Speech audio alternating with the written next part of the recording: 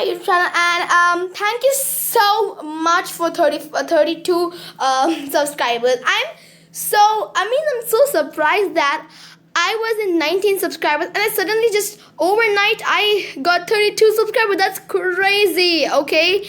And I'm so happy. All of you just love my Dasavatara and are giving me so many views and likes. And so I'll be telling you the story of Buddha. So without further ado, let's go. Buddha, the path to enlightenment. Buddha is believed to be the ninth avatar of Lord Vishnu. However, according to some, he was not an avatar but a highly enlightened individual who showed us the path to moksha.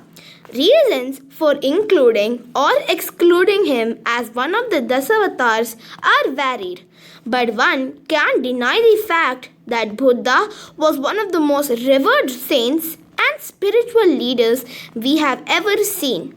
He indeed was an extraordinary example of humanity. His eightfold path and noble truths have guided millions of followers on the road to nirvana. Some spiritual and religious texts state that Buddha is an avatar of Vishnu who came to guide people towards Vedic knowledge and end animal cruelty in the name of religious sacrifices. Siddhartha was born in Kapilavastu near Lumbini in present-day Nepal. He was of a royal lineage. His father, Shuddhodana, was the king of the Shakya tribe, and his mother, Maya, the queen, was the daughter of another powerful king of the Koliya tribe. One day, Queen Maya dreamt that a white elephant with white tusks had entered her body from the right side. 10 months later, she gave birth to her son. He was christened Siddhartha by the royal advisors, as it meant the one who would fulfill his goal. Unfortunately, his mother died within a week of giving birth to Siddhartha.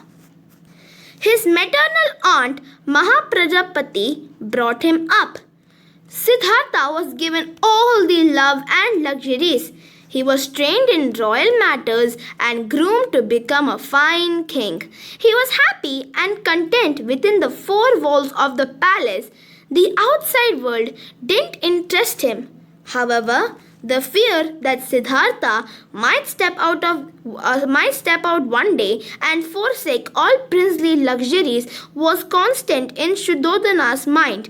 And this fear was not just a figment of his imagination. A seer had predicted this.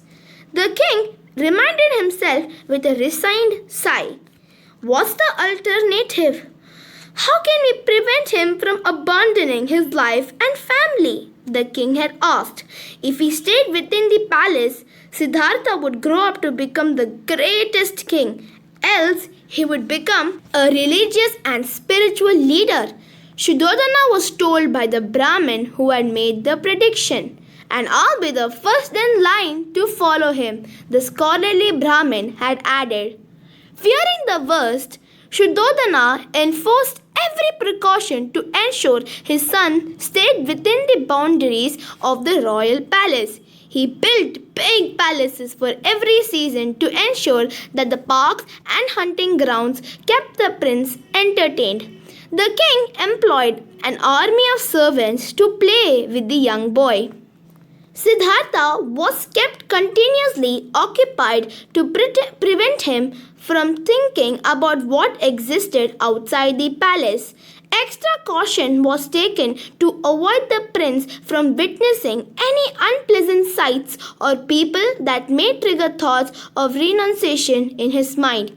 Yet, the prince often looked unhappy and in a quite reflective mood. Siddhartha grew into the perfect epitome of what a future king should be like. On his 16th birthday, he was married to his cousin, Princess Yashodhara, who was the daughter of King Dandapani and Queen Amita. Amita was Shuddhodana's sister. The young couple went on to have a blissful married life for a few years. Yashodhara soon gave birth to her son Rahula. This momentous occasion was celebrated with much fanfare and gaiety. Seeing the prince play with his infant son, Shuddhodana thought that Siddhartha wouldn't abandon his family and lifestyle now. Alas, how mistaken he was! Siddhartha soon expressed a desire to step outside the palace. I would like to see what's behind these walls, father, he said. I would like to see what our people are like, what our kingdom is like. Shuddhodana panicked and forbade him to go out. There is nothing of interest there, he claimed. Allow me to decide for myself, father, Siddhartha urged. I won't be gone too long, I assure you. You may not be gone for long, but you will be gone forever, he sighed to himself. After his son left to make arrangements for his first official tour of the kingdom, Siddhartha left the palace with his trusted charioteer Channa to visit the city and meet his people. Elaborate arrangements were made, and as per the king's secret instruction, the streets and the city were beautified. As the royal procession proceeded, they came across an old shriveled man with tattered clothes. Siddhartha was shocked to see this sight. Who is he, and why is he walking like that? Siddhartha exclaimed. He is an old man, my prince. Old man? What's that? Channa, well aware of his prince's ignorance on account of living a sheltered life, patiently replied, It's a stage of life. As one grows older, he wasn't born like this, but as he grew older, this is how he became. You mean everyone? Each one of us will experience this stage? Yes, my prince, Channa replied. Devastated at this sight, Siddhartha instructed Channa to turn the chariot back and return home. The king rejoiced intensely but soon realized that the prince wasn't happy. He did everything in his power to brighten his son's mood, but all of Shuddhodana's efforts failed. The next day, Siddhartha was already making preparations to set out again. Alarmed, his father tried to stop him, but in vain. Siddhartha went out with Channa again. They came upon a sick man wailing and crying under the shade of a tree.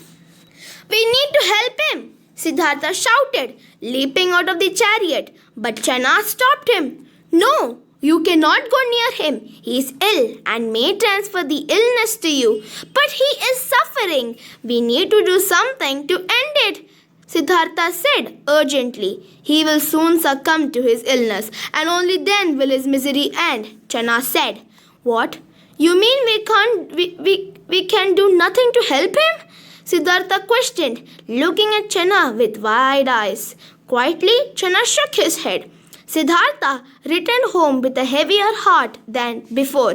Seeing his son even more quiet and troubled, Shuddhodana was at his wits' end. He could see the prediction coming true. There was no doubt in his mind that, depressed by the realities of the world, Siddhartha would soon renounce his luxurious existence. Shuddhodana did everything to cheer his son up. Elaborate dance performance, magic shows and lavish dinners were organized, but nothing and no one, not even his son Rahula, interested Siddhartha anymore. He was lost in his thoughts.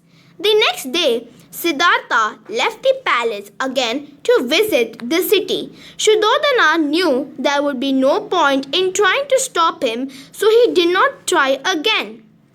This time, Siddhartha came across a sight he never expected or even imagined before. A man lay still on the side of the road. There was a group of people around him. They were all wailing. Siddhartha asked Channa to stop the chariot and watched in surprise.